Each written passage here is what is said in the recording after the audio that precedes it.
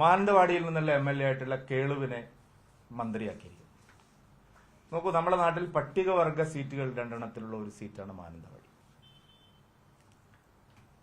എത്രമാത്രം നീചമായ ഒരു പാർട്ടിയാണ് CPIM എന്നുള്ളതിന്റെ ഏറ്റവും വലിയ തെളിവാണ് കേളുവിന്റെ ആ മന്ത്രിസ്ഥാനത്തിൽ അദ്ദേഹത്തിന് കൊടുത്തിരിക്കുന്ന ഒരു പ്രാധാന്യം.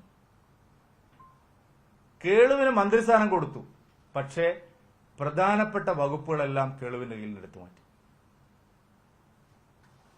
നിങ്ങൾ ആലോചിച്ച് നോക്കുക, ഒരു പട്ടികവർഗക്കാരനായിട്ടുള്ള ഒരു പട്ടികവർഗക്കാരിയെ ഇന്ത്യയുടെ രാഷ്ട്രപതിയായി അവരോധിച്ച ഒരു രാഷ്ട്രീയ കാലാവസ്ഥയാണ് നമ്മുടെ നാട്ടിലുള്ളത്. പട്ടികവർഗക്കാരനായ ഒരാളെ മന്ത്രിയാക്കിയിട്ട് അയാളുടെ പ്രധാന വകുപ്പുകളെല്ലാം എടുത്തു മാറ്റിക്കളഞ്ഞു. അതൊക്കെ MB രാജേഷിനും വാസവനും. എന്താ ഇതിനർത്ഥം? നീതി നിഷേധമാണ് കേളുവിനോട് കാണിച്ചിരിക്കുന്നത്. പട്ടികവർഗക്കാരോടുള്ള അങ്ങേയറ്റത്തെ അവഹേളനമാണ് ഇതിൽ കണ്ടിരിക്കുന്നത്. കേരളത്തിലെ മണ്ണിന്റെ മക്കൾക്ക് തമ്പ്രാക്കന്മാർ വെച്ചു കൊടുക്കുന്ന ചെറിയ കാര്യങ്ങളേ ഉള്ളൂ. പട്ടികജാതി ക്ഷേമം മാത്രം നിങ്ങൾ നോക്കിയാൽ മതി, ബാക്കി ദേവസ്വവും മറ്റ് വകുപ്പുകളെല്ലാം ഞങ്ങൾ തമ്പ്രാക്കന്മാർ നോക്കിക്കൊള്ളാം. CPIMന്റെ അധസ്ഥിത ജനവിഭാഗങ്ങളോടുള്ള, അടിസ്ഥാന ജനവിഭാഗങ്ങളോടുള്ള ഒരു നയസമീപനത്തിന്റെ പ്രത്യക്ഷ ഉദാഹരണമാണ്. കേളുവിന്റെ വകുപ്പ് എടുത്തു മാറ്റിയത് അനീതിയാണ്. രാധാകൃഷ്ണൻ കൈവശം വെച്ച എല്ലാ വകുപ്പുകളും കേളുവിന് തന്നെ കൊടുക്കണമെന്നുള്ള അഭിപ്രായമാണ് ഞങ്ങൾ. എന്താ, കേളുവിന് വിദ്യാഭ്യാസം ഇല്ലാത്തതുകൊണ്ടാണോ? കേളു കേപ്പബിൾ അല്ലാത്ത ആളായിട്ടാണോ? കേളു ഗ്രാമപഞ്ചായത്തിലുണ്ടായിരുന്നു, ജില്ലാ പഞ്ചായത്തിലുണ്ടായിരുന്നു, നല്ല അറിവുള്ള ആളാണ്. എന്താണ് സുപ്രധാനമായ 2 വകുപ്പുകൾ കേളുവിന്റെ കയ്യിൽ നിന്ന് എടുത്തു മാറ്റാനുള്ള കാരണം? ഭരണപരിചയം നോക്കിയിട്ടാണോ ഇപ്പോഴത്തെ മന്ത്രിമാർക്കെല്ലാം വകുപ്പ് കൊടുത്തത്? ഒരു കാശിന്റെ ഭരണപരിചയം ഉണ്ടായിട്ടാണോ മരുമകന് പൊതുമരാമത്ത് വകുപ്പും ടൂറിസവും കൊടുത്തത്? ഇതിന് മറുപടി നിങ്ങൾ പറയണം മുഖ്യമന്ത്രി. ഭരണപരിചയത്തിന്റെ അടിസ്ഥാനത്തിലാണോ കേളുവിന് സുപ്രധാനമായ 2 വകുപ്പുകൾ ഒഴിവാക്കിയത്?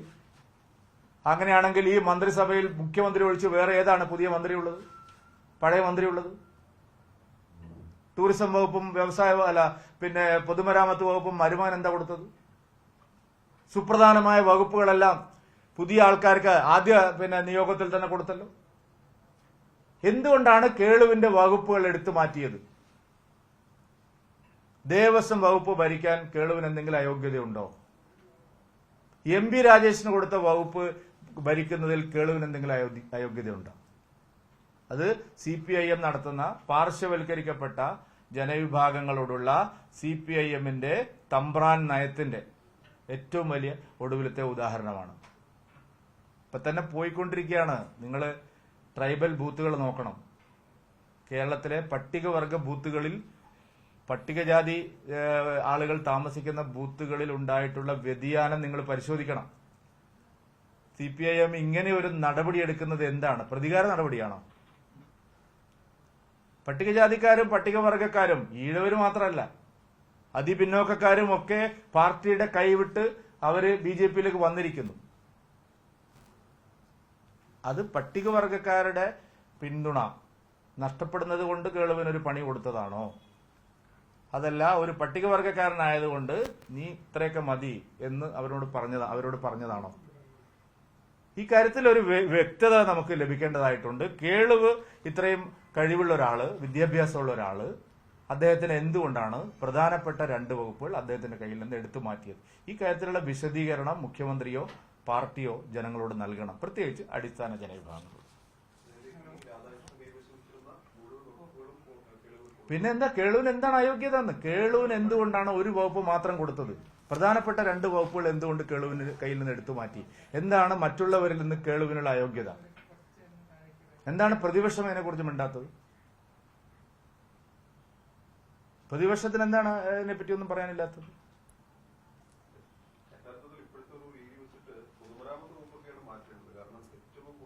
അതാ ഞാൻ പറഞ്ഞത്, മരുമകൻ എന്ത് യോഗ്യതയുടെ അടിസ്ഥാനത്തിലാണ് സുപ്രധാനമായ 2 വകുപ്പുകൾ കൊടുത്തത്? കോളമാക്കിയില്ലേ രണ്ടും? റോഡും അതുപോലെ ദേശീയപാത വികസനവും റോഡ് വികസനവും പാലം വികസനവും എല്ലാം ആ മനുഷ്യൻ കൊളാക്കി. ടൂറിസത്തിന് ഒരു പ്രയോജനവും നമ്മുടെ നാട്ടിലില്ല, ഇത്രയും നല്ല അവസരം ഉണ്ടായിട്ട്. അദ്ദേഹത്തിന് വകുപ്പ് കൊടുത്തിരിക്കുന്നത്. കേളുവിന്റെ അയോഗ്യത CPM പറയണം എന്താണ്, ഈ 2 വകുപ്പുകൾ എന്തിനാണ് എടുത്തത്? ഒരു കാര്യം ഇപ്പം പറഞ്ഞല്ലോ രാധാകൃഷ്ണൻ, കോളനി എന്നുള്ള പേര് മാറ്റണം. ഇതൊക്കെ വെറും ചപ്പടാച്ചി വർത്തമാനങ്ങളാണ്, ആളുകളെ വിഡ്ഢികളാക്കുന്നതിനുള്ള വർത്തമാനങ്ങളാണ്.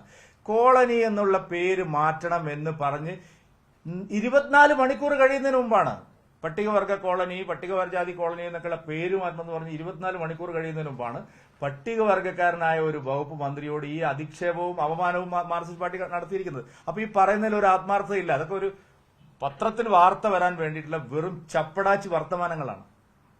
ഇനി കോളനിയെക്കുറിച്ച് പറയുകയാണെങ്കിൽ നിങ്ങളുടെ സർക്കാർ വന്നിട്ട് എന്താണ് ഇപ്പോഴത്തെ പട്ടികജാതി പട്ടികവർഗ കോളനികളുടെ അവസ്ഥ എന്നെങ്കിലും ഒന്ന് പിന്നെ ഒരു വർത്തമാനം പറഞ്ഞിട്ട് വേണമായിരുന്നു നിയമസഭയിൽ ഇത് പറയാനെന്ന്. അതുകൊണ്ട് ഇതിനെ സംബന്ധിച്ച് ശരിയായി കേരളത്തിലെ അടിസ്ഥാന പിന്നോക്ക ജനവിഭാഗങ്ങൾ ചിന്തിക്കണം എന്നാണ് BJPക്ക് പറയുന്നത്.